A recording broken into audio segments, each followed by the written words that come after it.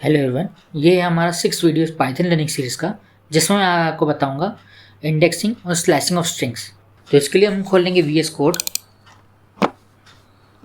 इसमें open folder, हमारा data types वाला फोल्डर, इसमें एक फाइल बनाऊंगा स्ट्रिंग्स नाम से .py। सबसे पहले हम देखेंगे इंडेक्सिंग ऑफ स्ट्रिंग्स। तो एग्जांपल के लिए हम एक स्ट्रिंग ले लेते हैं जो कि होगी पाइथन, और इसमें जो है पाइथन जो स्ट्रिंग है इसमें हर एक लेटर का एक इंडेक्स होता है, जैसे कि कुछ ऐसा।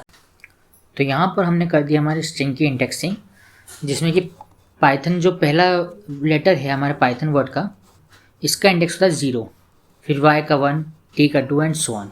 अभी यहाँ पर 0 से इंडेक्स इसलिए स्टार्ट होता है क्योंकि कंप्यूटर हमारा बाइनरी नंबर समझता है, और इसमें एक और तरह की इंडेक्सिंग होती है जो कि है नेगेटिव इंडेक्सिंग या रिवर्स इंडेक्सिंग।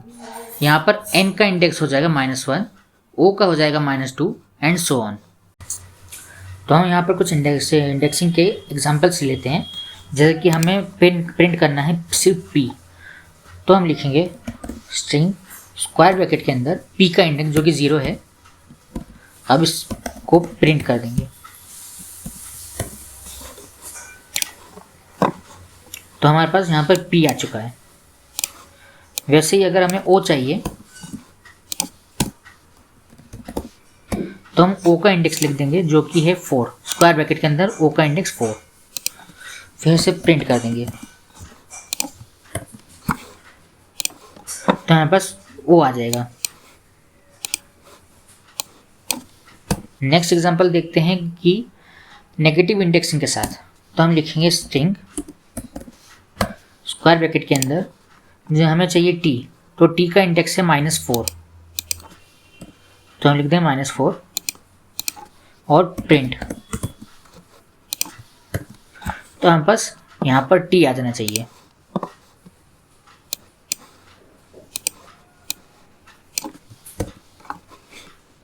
अब हम देखते हैं स्लाइसिंग ऑफ स्ट्रिंग्स।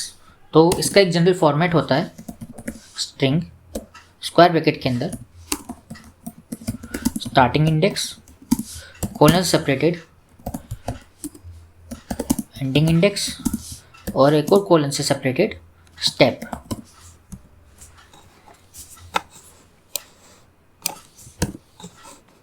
अब अगर इसके कुछ एग्जांपल देखें तो जैसे कि हम ले सकते हैं स्ट्रिंग, अब हमें मान लेके प्रिंट करना है pyt, तो हम लिखेंगे starting index 0 separated by colon y t।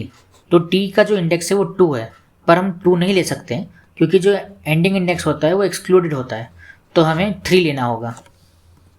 Colon separated 1। अभी स्टेप जो है 1 या इसको एम्प्टी भी छोड़ सकते हैं, इससे कुछ फ़र्क नहीं पड़ेगा। इसे प्रिंट कर देंगे। तो यहाँ बस pyt लिखा आ जाना चाहिए, pyt।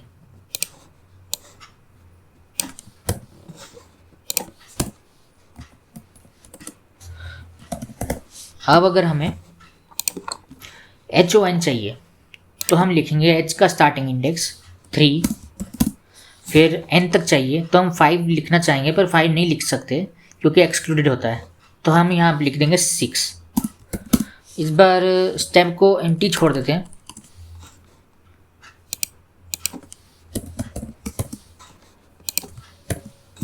अब इसे प्रिंट करेंगे तो यहाँ पर आ जाएगा HON।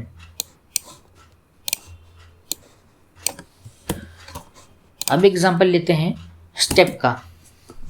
इसमें लिखेंगे स्ट्रिंग स्टार्टिंग इंडेक्स लिख देते 0 और एंडिंग इंडेक्स लिख देते हैं 6, स्टेप ले लेते हैं 2।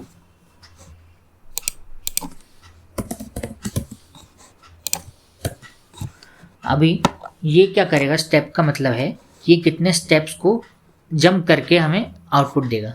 तो जैसे कि हमारा स्टार्टिंग इंडेक्स 0 है तो ये यहाँ से स्टार्ट होगा, फिर ये लेगा कि 1 2, तो ये 2 स्टेप हो गए तो ये t प्रिंट कर देगा जिसका इंडेक्स 2 है, फिर वापस से जाएगा आगे 1 2, तो ये o प्रिंट कर देगा जिसका इंडेक्स 4 है, फिर 1 और 2 के लिए यहाँ पर कुछ नहीं है, स्ट्रिंग एंड हो गई है, इसलिए कुछ नहीं ले देगा आउटपुट।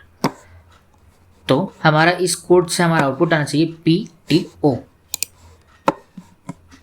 ये हमारा PTO आ चुका है।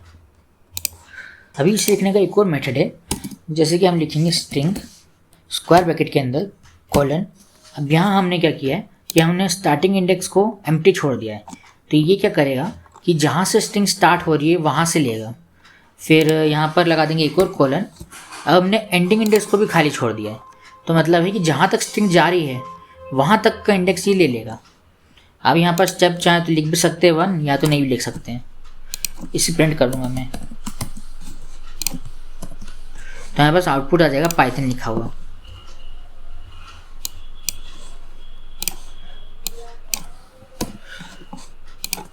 अब नेगेटिव स्टेप भी होता है एक, जैसे कि हम लिखेंगे स्ट्रिंग स्क्वायर ब्रैकेट। अब मैं वही कर रहा हूँ वापस से कि जहाँ से स्ट्रिंग स्टार्ट हो रही है वहीं से स्टार्ट, जहाँ पर एंड हो रही है वहीं पे एंड। अब मैं इंडेक्स ले इसमें स्टेप लिख देता हूँ -1 और इसे प्रिंट कर देता हूँ। तो हमारे पास पाइथन लिखा हुआ आ जाएगा पर रिवर्स में। तो ये हमारा छोटा सा टॉपिक था जो कि बच रहा था, इंडेक्सिंग और स्लैशिंग और स्ट्रिंग्स का। अब नेक्स्ट वीडियो से हम स्टार्ट करेंगे कुछ और डेटा टाइप, जैसे list, set etcetera. Thank you.